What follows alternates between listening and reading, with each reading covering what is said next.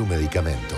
Es un reconocimiento justo al esfuerzo y la inversión en nuevos tratamientos. Pero en todo el mundo, también en Argentina, hay laboratorios internacionales que buscan extender ese privilegio más allá de la ley. Eso significa más monopolios, menos competencia y precios más altos para todos. La legislación internacional es clara. Las patentes duran 20 años. Y en Argentina también. Cuando vencen, los laboratorios argentinos producen medicamentos de igual calidad y eficacia, pero mucho más accesibles. Solo en 2023, esa competencia permitió ahorrar más de 2.200 millones de dólares, el equivalente al 16% del gasto de medicamentos en farmacias. Cuidar las reglas también es cuidar la salud de todos. Signifa, los laboratorios argentinos, industria estratégica. ¿Elegimos realmente lo que hacemos o nuestras decisiones estaban escritas de algún modo? Guillermo Martínez presenta Un crimen dialéctico. Un policial filosófico que reflexiona sobre las elecciones humanas. Un crimen dialéctico, de Guillermo Martínez. Publicó Seix Barral. Disponible en ebook y librerías. Llegó la semana de la pintura Prestigio. Hasta un 40% de descuento. Hasta 12 cuotas sin interés. Y si tenés BBVA, un 10% extra. Hasta el 20 de abril, renovate con Prestigio. Consulta bases y condiciones en prestigio.com.ar o en el interior del local. Vení al teatro, vení a Ítaca Complejo Teatral. Jueves, La Moribunda, de Tortonese y Urdapilleta, la gran comedia de Lander. Viernes, 52 minutos con Borges, obra con textos originales del gran maestro argentino. Sábados, vuelve Perón en Caracas, de Leónidas Lamborghini, 4ª temporada. Domingos, La Madonita, la joya de Mauricio Cartún, 5º año de éxito ininterrumpido. Entradas por Alternativa Teatral. Este mes volvete a ilusionar con esta promo ganadora. Vení a Mayorista Macro, subite a la Macroneta y ahorra con el equipo que juega para vos. Disfruta productos goleadores en Mayorista Macro y ganá. Enterate más en macro.com.ar.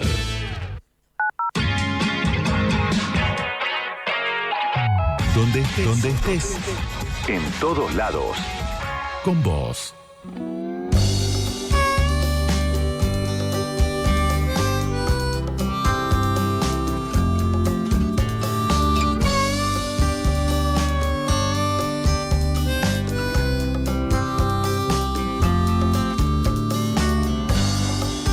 Vi pasar tan altanera, la oí cantar a su manera, tenía esa luz en la mirada, sus piernas cortaban las lenguas del sol. 43 minutos pasaron de las 11 de la mañana en toda la República Argentina y a pocas personas, Reinaldo y yo, les permitimos entrar en este pase. O sea... Sí, de hecho ya no estamos haciendo ningún invitado. Desde que empezó el año, Ninguno. O sea, hay muy pocas excepciones, con lo cual, si hacemos una excepción, la persona que es la excepción debería valorarlo, ¿no? Un poco, por lo menos, un poco. Es alguien sobre el cual tenemos una tremenda debilidad. Sí, seguramente nos va a decir, ustedes agradezcan que vengo con ustedes. Claro, es que... yo soy la número 1, te dice ahora. No, yo tengo debilidad por ustedes. Está en modo Milei, te dice eso. No. Señoras y señores, está nada más y nada menos que María O'Donnell, gran amiga, que la invitamos porque ha sacado un nuevo libro. Sí, de paso lo mostramos, porque es muy importante lo visual, de hecho. Es un libro muy hermoso, más allá del drama que cuenta, que se llama Montoneros, una historia visual. Exactamente. Ahí está en cámara. Un prólogo fantástico. Ahí lo vamos a levantar un poquito para que se vea. Ahí se ve. Con prólogo de Ernesto Tenenbaum, ¿no? Sí. Claro, con prólogo mío, sí, que me interrumpió las vacaciones. Sí. Tengo que laburar, dijiste, ¿qué vas a hacer? Dije, ¿qué voy a hacer? María, obviamente que sí. Además fui testigo de toda su obsesión, así que... Sí. No, eso es un laburo fantástico, porque además, yo te digo, recién lo comienzo, pero tiene, además del laburo visual que es espectacular, documentos, ¿no? No solo son fotos, hay una cantidad de documentos impresionantes y bueno, y el recorrido es increíble porque te cuenta la historia. Bueno, vos lo trabajaste más que yo, estos 10 años de una organización que marcó a la Argentina, ¿no? De alguna manera. ¿Cómo lo definís? Claro, bueno, en 1970 es el surgimiento de Montoneros, o sea, es una guerrilla. Hubo mucho debate en Twitter porque yo en un momento había dicho que es una de las guerrillas más importantes de América Latina. Entonces era una discusión. Probablemente la más importante, ¿no? Claro, porque estuvo muy cerca al poder en realidad, digamos. O sea, Montoneros nace en el 70 con el crimen de Aramburu, que había sido el que hace el golpe el 55 contra Perón y que además después prohíbe nombrar a Perón, y entonces cuando lo van a buscar unos jóvenes de clase media de 20 y pico de años fingiendo que eran militares, Aramburu en ese momento gobernaba otro dictador que era Onganía, creía que había mucha interna militar y se entrega como muy mansamente a irse con estos jóvenes disfrazados de soldados, que muchos de ellos habían pasado por el liceo militar y tenían además formación militar y católica y demás. Lo mata Aramburu, y yo cito el texto de Beatriz Arlo, ¿no? Que es como una especie de un acto de venganza política que consuma y además condensa 15 años de resistencia peronista, de hablar del peronismo en voz baja, de guardar las figuritas de Vita y de Perón en el cajón, de esa como tradición oral del peronismo, que no había otra forma de, no sé, el tirano prófugo en los medios. Es un montón 15 años, ¿no? Y entonces estos jóvenes que se radicalizan, que no lo habían conocido a Perón tampoco, porque estaban en el colegio primario cuando gobernaba Perón. O sea, ellos no... Probablemente muchos de ellos en casas antiperonistas, ¿no? Muy antiperonistas. Sus padres habían sido... Hijos de gorilas, diríamos. Totalmente. Sus padres habían sido todos muy antiperonistas. Y entonces, bueno, pero condensan toda una historia de 15 años, ¿no? De resistencia peronista, y se genera y se empiezan a reunir alrededor de Montoneros, que era una organización muy chiquita, que se dio a conocer.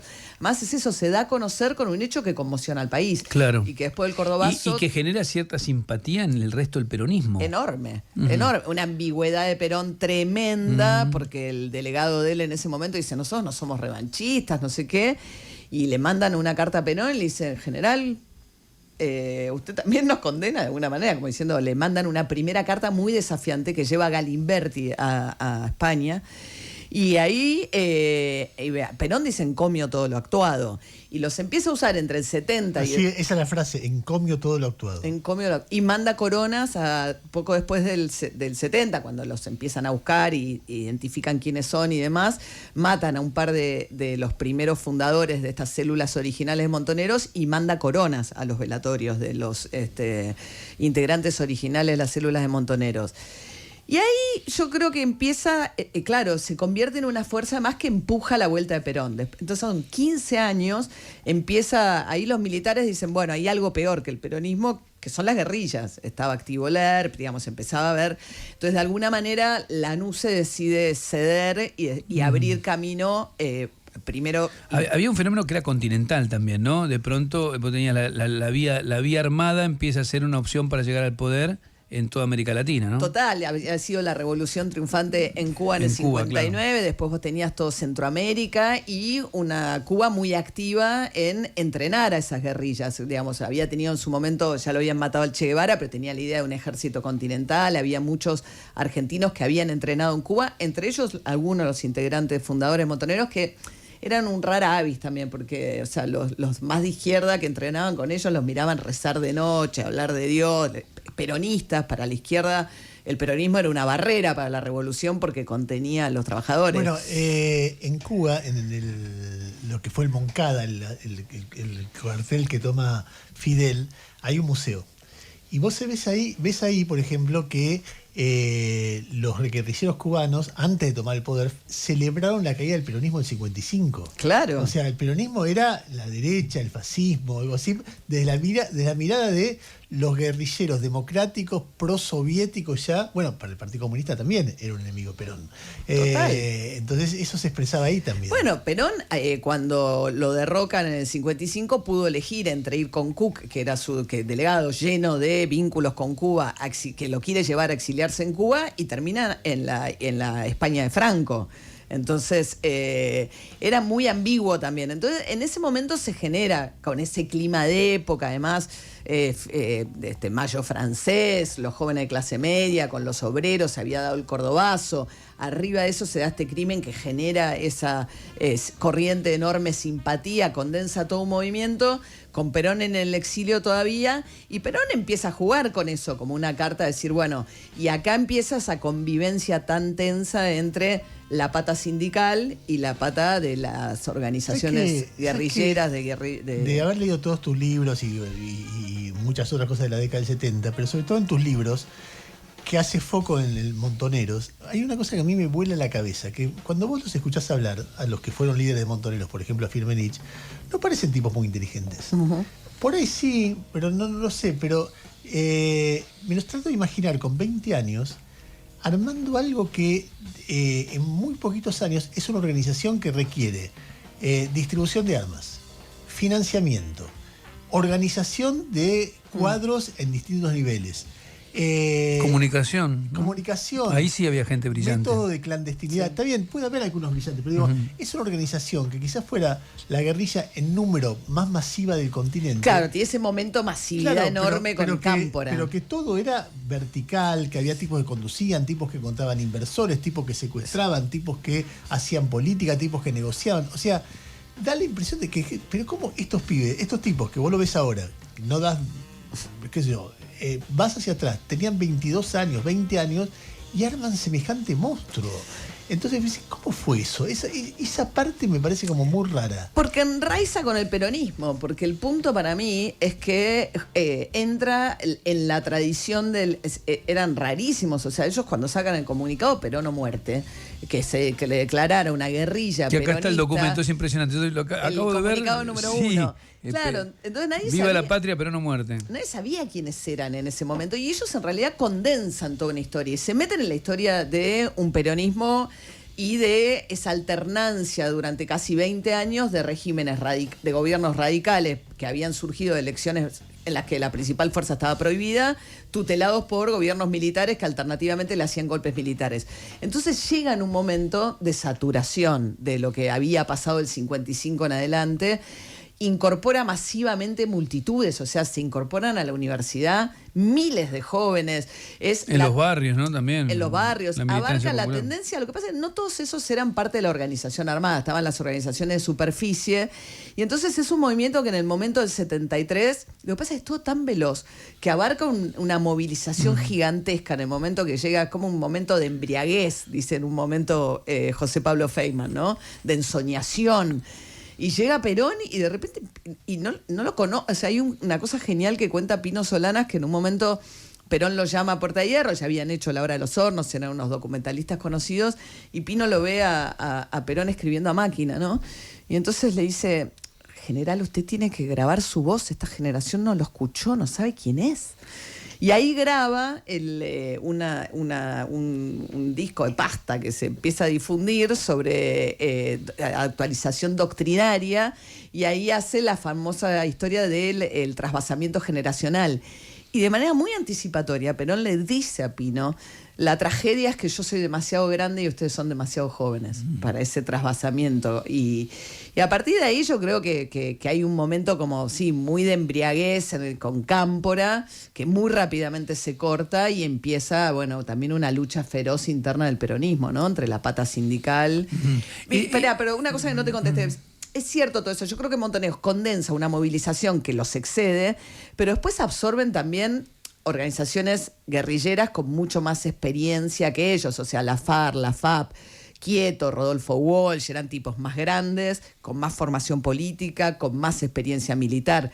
Lo curioso es que los 10 años, cuando nace estaba Val Medina, lo matan enseguida, después un ratito tienen un jefe que se llamaba Sabino Navarro, pero los 10 años fue una conducción monolítica de Firmenich, que yo creo que tampoco es representativo de lo que realmente fue Montonero en todas sus etapas, digamos. El divorcio grande entre Montoneros y Perón, bueno, hay quien lo ubica, no sé, antes o después de la expulsión de la plaza, ¿no? Del famoso Estúpidos Imberbes. ¿Cuándo lo ubicas vos? Es decir, ¿en qué momento ya te das cuenta que no podía, que no iba a congeniar esa relación? Bueno, es muy temprano, ¿no? Porque cuando van a Roma a conocerlo, después de esto, ya como que querían imponerle cosas para gabinete, que Perón era tipo... O sea, perdón, yo sé que no. O sea, sí, la rama femenina, en un momento le dice, bueno, ustedes pueden actuar como formaciones especiales, pero fíjense, pues si están debajo de una conducción unificada, eso funciona mejor, una organización política. Perón, ¿a esa reunión qué más? ¿Quién es Firmenich, Galimberti, creo que Quieto. Y cuando Perón arma el gabinete de Cámpora, ya lo mete a López Rega en el gabinete de Cámpora, digamos, y le da muchas cosas a Montoneros y a algunos de los dirigentes más grandes que representaban a la tendencia y demás, pero ahí ya empieza. Y después con el asesinato de Rucci, o sea, cuando Perón vuelve y se arma la emboscada en Ezeiza, donde Montoneros cree que la derecha peronista le arma la emboscada y no le echa la culpa a Osinde ni a López Rega, sino a Rucci. Y Perón, que había tenido una relación también de mucha desconfianza con los sindicatos, porque los sindicatos, mientras él estaba en el exilio, negociaban con los poderes de turno, a la manera Bandor. Y cuando lo conoce a Rucci, dice, por fin conozco uno que me es fiel. Gana Perón la elección y a las 48 horas se lo matan, acusándolo de haber sido el hacedor de la emboscada de Ezeiza. Y a partir de ahí empieza ya, te digo, un nivel Eran unos zarpados. Eran unos zarpados. Sí, ¿no? claro, porque vos decís que si te pones a pensar un poco, aún en esa época, yo siempre lo pienso, digo, ¿cuál era el objetivo? Vos decís, che, una operación de esa magnitud, matar al secretario general de la CGT, un tipo de relación de confianza directa con el líder de tu organización, de tu movimiento. ¿Qué pensabas conseguir? La idea de que Perón tenía un cerco que le impedía que era grande, que había venido con Isabel y López. Bueno, también la elección de Isabel como candidata a vice para ellos fue una estocada terrible. O sea, fuerza muy rápidamente la renuncia de Cámpora y luego la elección de Isabel como candidata a vice. Y a partir de ahí se genera, o sea, como que la plaza para mí es el corolario de... todo lo que venía antes, es el momento en que se manifiesta como de una manera, con una especie de coreografía, cuando Perón los echa a la plaza y ellos se van, algo que ya venía. Es muy lindo el relato de, por ejemplo, como les dijeron, bueno, banderas argentinas, no traigan nada, no hay brazaletes, no hay nada, y ellos esconden adentro de los bombos corcho para escribir, porque no los dejaban pasar. Y entonces le dicen, no, pero tenés les empiezan a frenar los micros cuando vienen entrando y qué sé yo, y a los de la CGT tenían todos brazaletes, no había un problema, pero estos venían con el brazalete Montoneros, entran haciendo una cuña para abrirse lugar en la plaza, sacan de los bombos y ya empieza como... Bueno, y además ahí cantan por Evita en contra de Isabel, y ahí ya se empieza a armar de entrada, ya el clima estaba muy pesado. Claro, y la patria socialista empieza a diluirse, ¿no? La idea, esa fuerza. En relación a lo que viene después, ¿no? Porque Montoneros sigue confrontando con el gobierno, cuando muere Perón, con el gobierno de Isabel. A mí hay algo que siempre me deja un regusto muy, muy amargo, me lleva a muchas discusiones, ¿no? La contraofensiva, porque Montonero está prácticamente desarticulado ¿en qué año? O sea, derrotado ¿en qué año? Bueno, el 75 es el momento de mayor violencia. O sea, muere Perón, Montoneros vuelve a la clandestinidad, que es casi una de las pocas cosas que alguna vez dijo Firmenich que había sido un error. O sea, era muy difícil explicar que ellos iban contra un gobierno peronista también. Y se ponen a pelear con Isabel, ¿quién es el heredero? ¿El heredero de Perón quién era? ¿Isabel, Perón o eran ellos?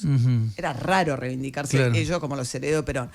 Vuelven a la clandestinidad, el ERP empieza a estar muy acorralado, empieza el operativo de Independencia, acá empieza la ilegalidad también, ¿no? Del combate a las porque guerrillas. hay desapariciones también antes del 76, Total, ¿no? Triple A. Y claro, el aparato represivo que arma López Rega, que es feroz, ¿no? Claro, no es de la noche a la mañana lo del 24 de marzo, o sea, en el 75, y ahí Montoneros toma un poco el lugar de confrontación que había tenido el ERP antes, porque Montoneros a la vez no va de entrada contra el ejército, al contrario, tiene un momento un desfile porque creían, o sea, Perón era general, entonces, bueno...